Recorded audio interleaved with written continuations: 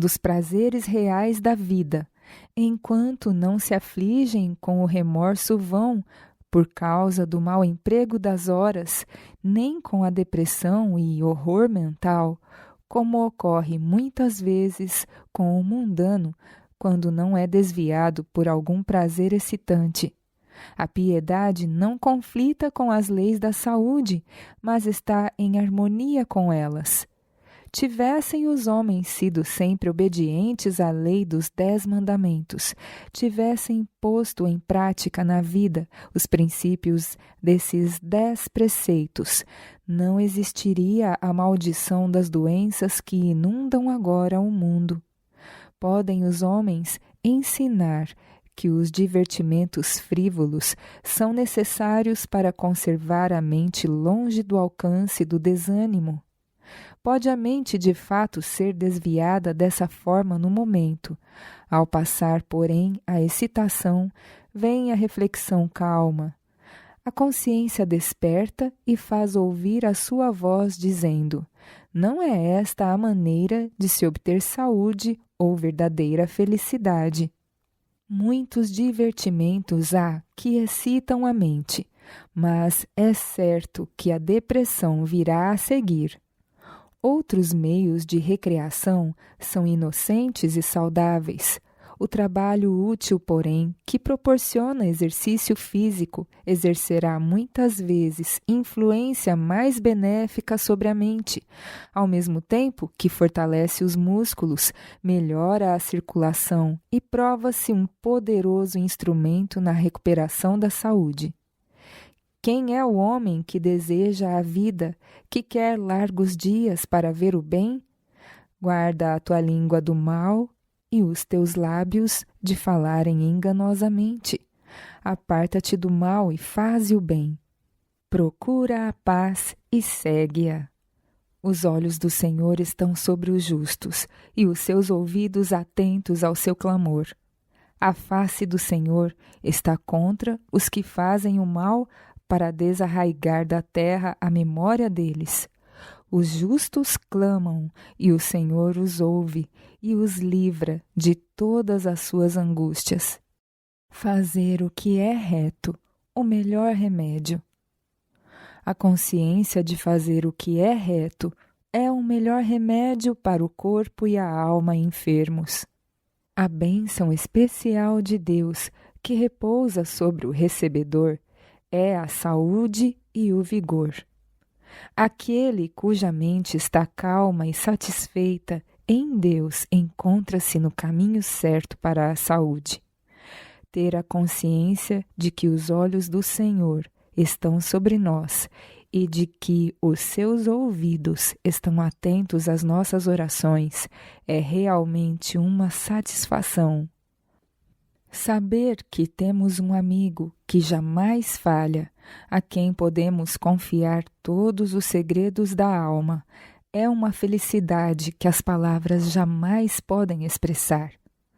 Aqueles cujas faculdades morais estão anuviadas pela doença não são os que representam corretamente a vida cristã ou as belezas da santidade. Eles estão muitas vezes no fogo do fanatismo, na água da fria indiferença ou na escuridão da apatia. Aqueles que não consideram seu dever religioso educar a mente a demorar-se em assuntos cativantes, de ordinário, serão encontrados em um dos dois extremos. Estarão jubilosos em virtude de um círculo de prazeres excitantes, condescendendo com conversação frívola, rindo e gracejando, ou estarão deprimidos, tendo grandes aflições e conflitos mentais que eles acham que poucos já experimentaram ou podem entender. Essas pessoas podem professar o cristianismo, mas enganam sua própria alma. Ociosidade e desânimo. As sensações de desânimo são, em geral, o resultado de muito ócio.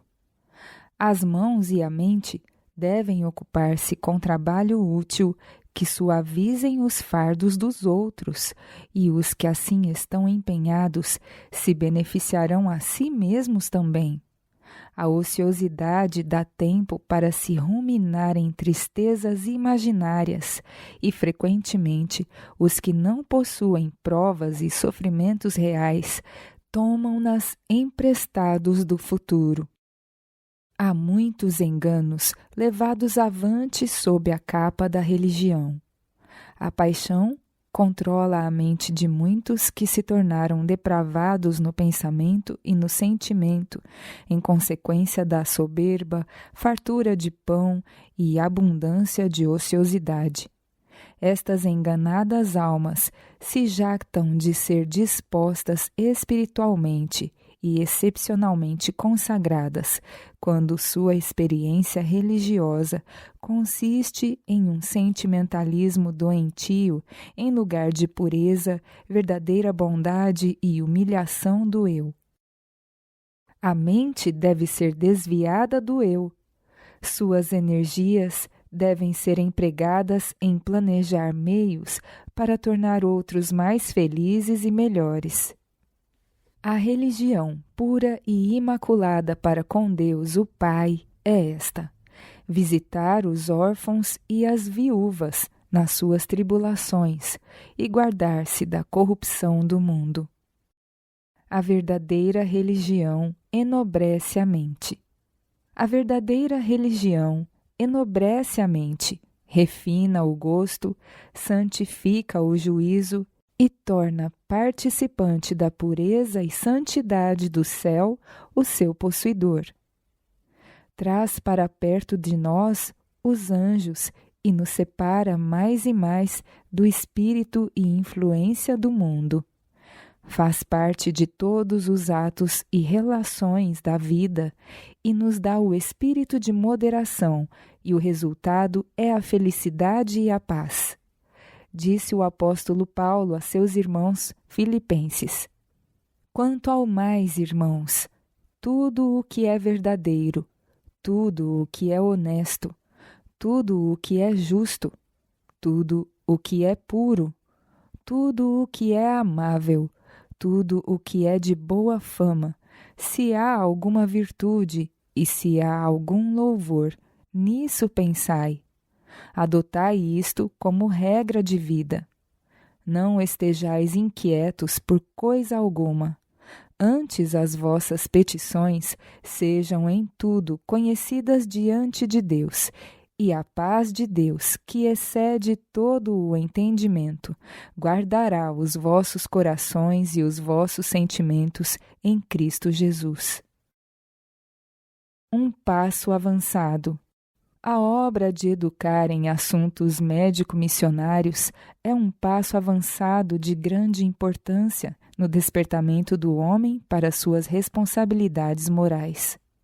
Tivessem os pastores lançado mãos desta obra em seus vários departamentos, de acordo com a luz dada por Deus, teria havido uma muito decisiva reforma no comer, beber e vestir. Alguns, porém, permaneceram diretamente no caminho do avanço da reforma de saúde. Eles têm mantido as pessoas afastadas por sua indiferença ou observações condenatórias, ou por brincadeiras e gracejos. Eles próprios e grande número de outros têm sofrido quase até a morte, mas nenhum aprendeu a sabedoria. Religião e contentamento. Satanás encontrou seu caminho para o Éden e fez Eva crer que necessitava de alguma coisa mais do que daquilo que Deus dera para sua felicidade, que o fruto proibido teria uma influência estimuladora sobre seu corpo e mente e a exaltaria até ser igual a Deus em conhecimento. Contudo, o conhecimento e o benefício que ela pensava conseguir demonstrou-se-lhe uma terrível maldição. Há pessoas de imaginação doentia para quem a religião é um tirano, governando-as como com vara de ferro.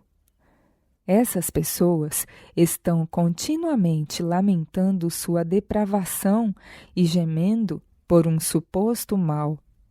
Não há amor em seu coração. Tem sempre um semblante carregado.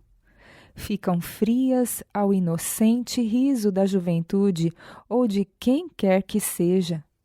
Consideram toda recreação ou diversão um pecado e pensam que a mente deve estar constantemente trabalhando no mesmo grau de severa tensão. Isto é um extremo. Outras acham que a mente deve estar de contínuo em tensão para inventar entretenimentos e diversões a fim de obter saúde. Aprendem a depender da excitação e ficam desassossegadas quando sem isso. Tais pessoas não são verdadeiros cristãos. Vão ao outro extremo. Os verdadeiros princípios do cristianismo abrem a todos uma fonte de felicidade, cuja altura e profundidade, comprimento e largura são incomensuráveis. É Cristo em nós, uma fonte de água que salta para a vida eterna. Fonte contínua da qual o cristão pode beber à vontade, sem nunca a exaurir. Tomando emprestado preocupações prejudiciais. O que traz a doença ao corpo e à mente, a quase todos, são os sentimentos de descontentamento e as murmurações de quem está mal satisfeito. Não tem a Deus, não tem aquela esperança que penetra para além do véu, que é como a âncora da alma, segura e firme. Todos os que possuem essa esperança hão de purificar-se a si mesmos, assim como ele é puro. Estes se acham livres de desassossegados anseios, murmurações e descontentamentos. Não estão continuamente esperando o mal e aninhando emprestadas aflições. Vemos, porém, muitos que estão passando antecipadamente por um tempo de angústia. A ansiedade estampa-se em cada feição. Parecem não encontrar consolo e apresentam um aspecto de contínuo temor na expectativa de algum terrível mal. Essas pessoas desonram a Deus e desacreditam a religião de Cristo. Não possuem verdadeiro amor para com Deus, nem por seus companheiros e filhos. Suas afeições tornam-se mórbidas. Vãos divertimentos, porém, jamais hão de corrigir a mente dos que são assim. Para serem felizes, eles necessitam a influência transformadora do Espírito de Deus. Precisam ser beneficiados pela meditação a respeito de Cristo, a fim de tornar a consolação mais real, divina e substancial. Porque quem quer amar a vida e ver os dias bons, refreie a sua língua do mal, e os seus lábios não falem engano. Aparte-se do mal e faça o bem, busque a paz e siga-a, porque os olhos do Senhor estão sobre os justos e os seus ouvidos atentos às suas orações. Mas o rosto do Senhor é contra os que fazem males. Os que têm um conhecimento experimental desse texto são verdadeiramente felizes. Consideram eles a aprovação do céu de mais valor do que qualquer divertimento terreno. Cristo neles, a esperança da glória, será saúde para o corpo e vigor para a alma. A necessidade de consagração. Pastores e médicos, em vosso trabalho estais levando pesadas responsabilidades. Não permitais que vossos pensamentos se tornem vulgares, triviais ou egoístas por falta da graça de Cristo. Nosso preparo para o lar de cima deve ser alcançado nesta vida. A graça de Cristo deve estar ligada a cada aspecto do caráter. Devo dizer a todos os que pretendem estar convertidos: está vosso coração verdadeiramente transformado e estáis vigiando em oração, mantendo uma refletida, coerente conduta, para que possais ter não uma aparência de religião, mas a religião preciosa e genuína? Pastores e médicos, quando aceitastes a Cristo, experimentastes um profundo senso de necessidade espiritual? Quanto significa para vós que deveis ser ministros da justiça, aceitar o dom celestial da luz, do amor, da paz e da alegria no Espírito Santo? Deveis estar imbuídos de tal amor a Cristo que consagreis a Ele todas as vossas afeições, rendendo vossa vida àquele que deu a sua vida por vós. Impregnados do amor de Cristo, deveis constranger-vos a realizar atos de serviço abnegado, até que esses atos se tornem parte de vossa vida prática. O crescimento diário na vida de Cristo cria na alma um céu de paz. Em semelhante vida, há contínua produção de fruto.